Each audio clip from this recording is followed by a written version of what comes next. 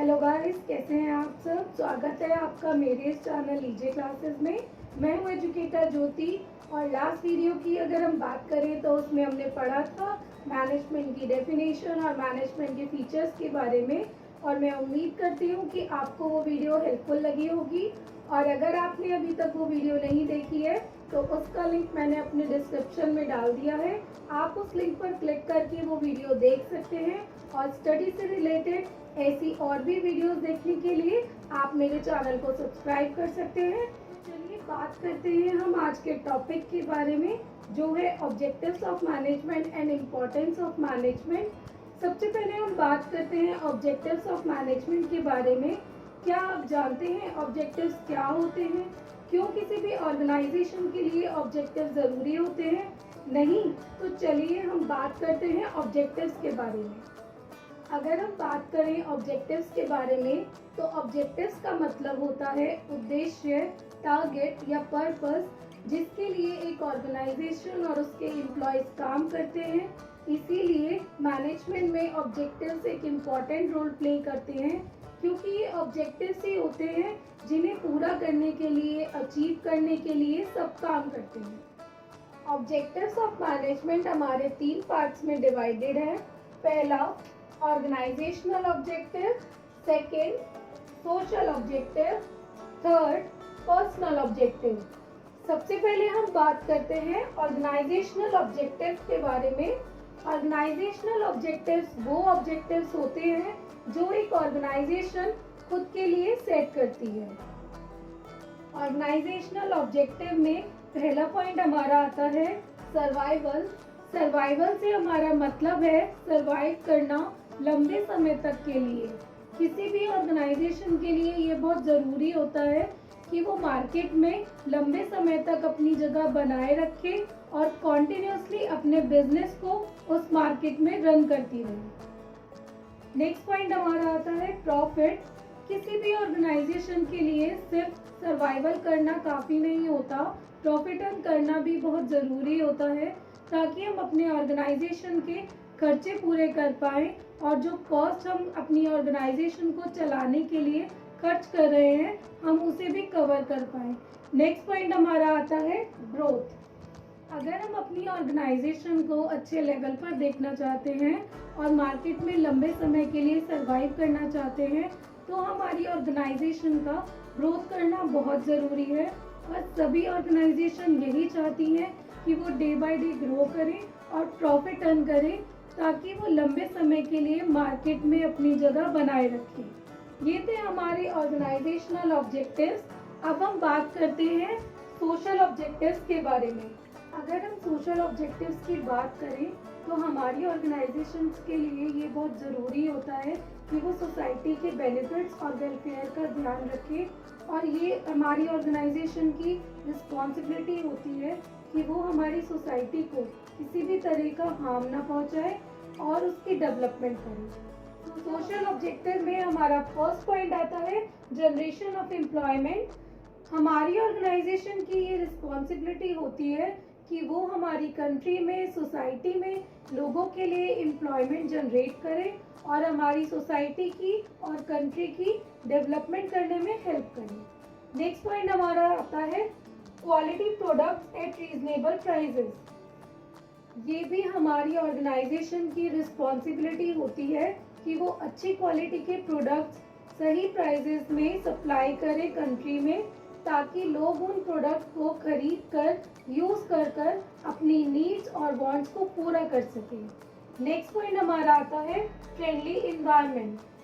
हमारी ऑर्गेनाइजेशन जो भी काम करती है वो उन्हें इस तरीके से करना चाहिए कि हमारे इन्वायरमेंट को कोई भी हार्म ना पहुँचे। इसके लिए उनको इन्वायरमेंट फ्रेंडली मेथड यूज़ करने चाहिए प्रोडक्शन के लिए। नेक्स्ट पॉइंट हमारा इसमें आता है फाइनेंशियल सपोर्ट। ये हमारी ऑर्गेनाइजेशन की रिस्पॉन्सिबिलिटी होती है कि वो हमारी कंट्री और सोसाइटी की डेवलपमेंट करने में हेल्प करे और फाइनेंशियली सपोर्ट करे हमारी कंट्री को। For example providing donation. ये थे हमारे सोशल ऑब्जेक्टिव्स। नेक्स्ट ऑब्जेक्टिव्स हमारे आते हैं पर्सनल ऑब्जेक्टिव्स।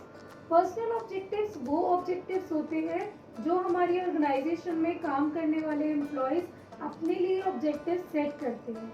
हमारी ऑर्गेनाइजेशन में काम करने वाले एम्प्लॉयज़ अलग अलग पर्सनालिटी और अलग अलग बैकग्राउंड से आते हैं, इसलिए उनके ऑब्जेक्टिव्स भी अलग अलग होते हैं।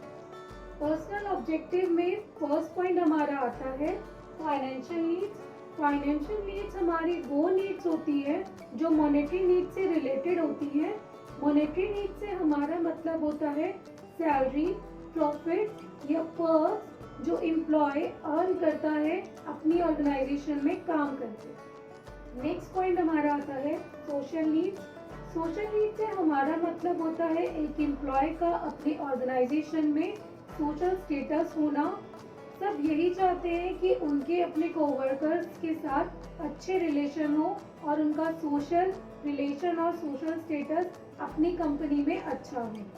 लास्ट पॉइंट हमारा पर्सनल ऑब्जेक्टिव में आता है हायर लेवल नीड्स। ये वो नीड्स होती हैं जो एम्प्लॉय की अपनी पर्सनल ग्रोथ और डेवलपमेंट से रिलेटेड होती हैं।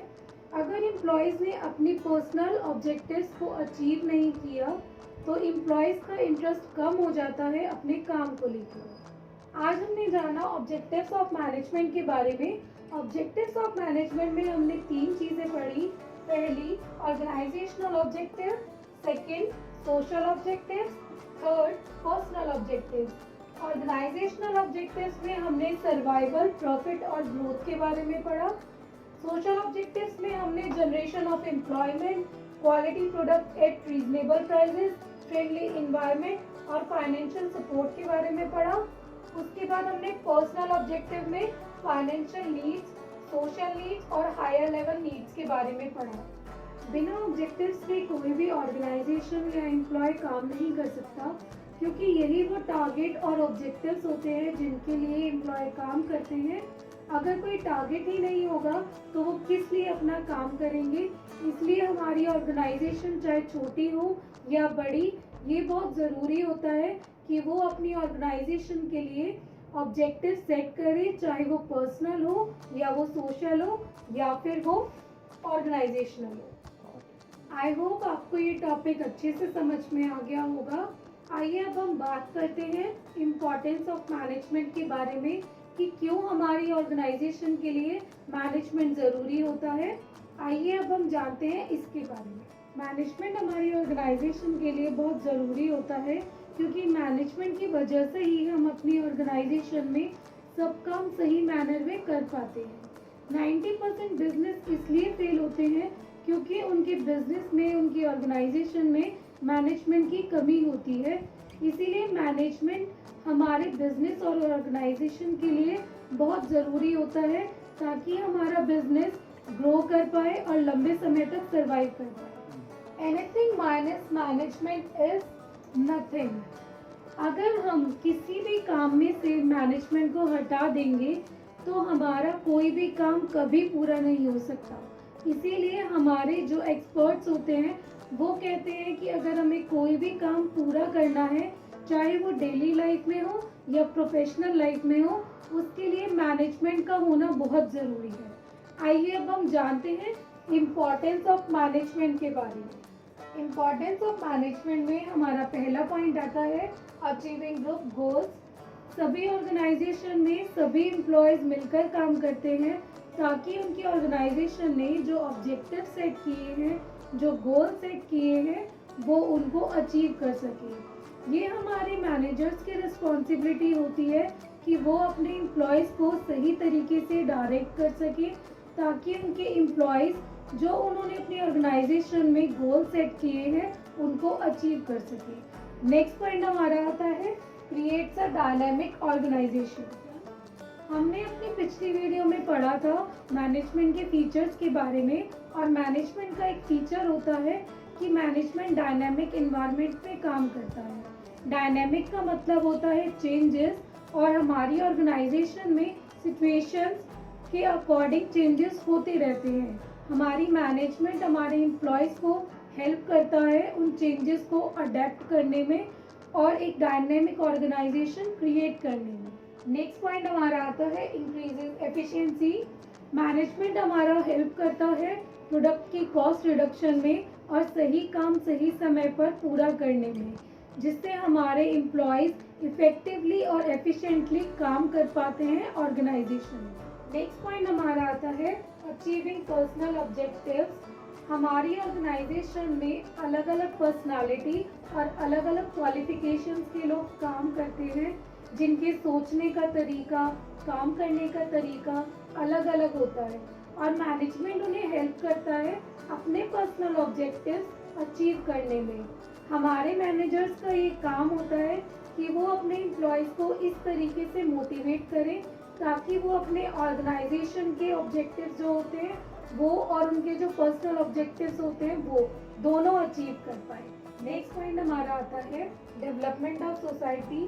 डेवलपमेंट ऑफ सोसाइटी से हमारा मतलब होता है हमारी कंट्री और वहाँ पर रहने वाले लोगों की डेवलपमेंट से, और मैनेजमेंट हमें हेल्प करता है उनकी डेवलपमेंट और ग्रोथ में। कैसे? By providing financial support and generating employment opportunities for them. Next point हमारा आता है ऑप्टिमम यूटिलाइजेशन ऑफ रिसोर्सेज।